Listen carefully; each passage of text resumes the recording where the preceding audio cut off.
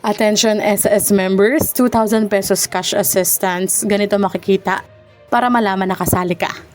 Magandang araw po sa ating manonood and welcome po dito sa ating channel, Nachachas TV at iba pa.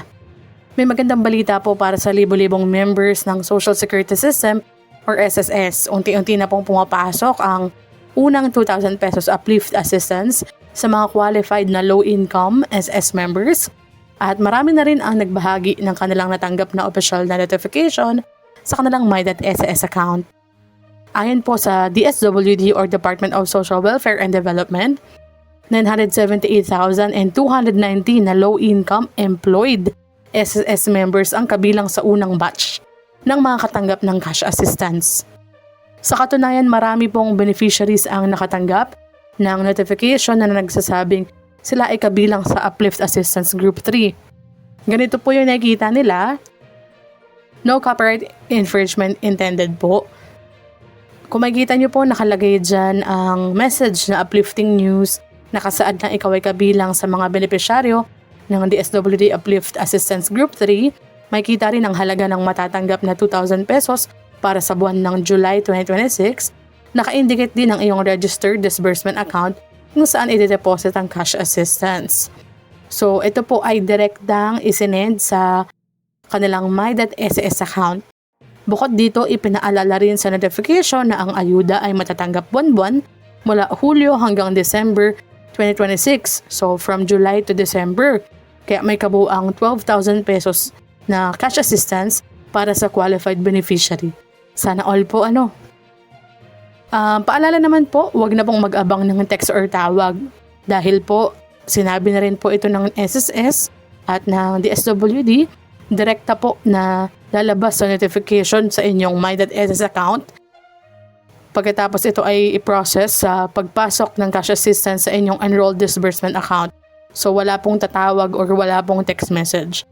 Sa madaling salita, parang surprise siya. Kapag pasok ka na sa lahat ng qualification at na-validate ang iyong records, makakatanggap ka na lang ng official notification mula sa SSS. Kaya naman upon checking din kanina, tinatry ko pong mag-login sa My.SSS pero mukhang mabagal yung site. So meaning marami pong nag-check ngayon kung sila ay may notification na natanggap. Paano kung wala ka namang natanggap na notification? Kung hanggang ngayon ay wala pa pong natatanggap na notification sa iyong My.SS account, wag mo na po tayong umasa na kasama tayo sa batch na ito.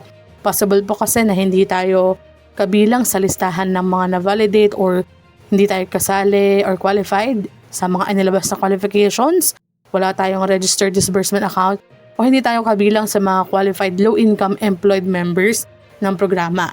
Sa ngayon po, ang pinakamahalagang basehan ay ang official notification sa inyong My.SS account.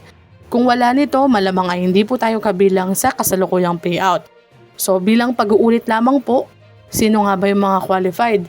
Para sa Group 3 ng Uplift Assistance, yung mga SS, una, dapat nga ay kasalukuyang employed SS member ka. Ikalawa, hindi bababa sa isang posted SS contribution sa nakaraang taon. Meron kang monthly salary credit na hindi hihigit sa 20,000 pesos. So, ang meaning nito, ang tinitingnan nila ay yung low income, yung employed member. Meron ka rin dapat na registered and active disbursement account sa SSS. Nakalagay din dito na ang records ng members ay kailangang tumugma sa datos ng Philippine Statistics Authority or PSA Community-Based Monitoring System or CBMS. Ito ay ginanap noong 2024. Dahil isang benepisyaryo lamang ang maaaring makatanggap kada household. May pag-asa pa ba ang hindi makakasama? May pag-asa pa ba ang hindi nakasama?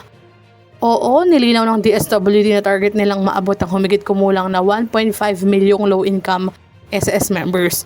Ang mga hindi pa naisama sa unang batch ay maaari pang mapasama sa mga susunod na payout.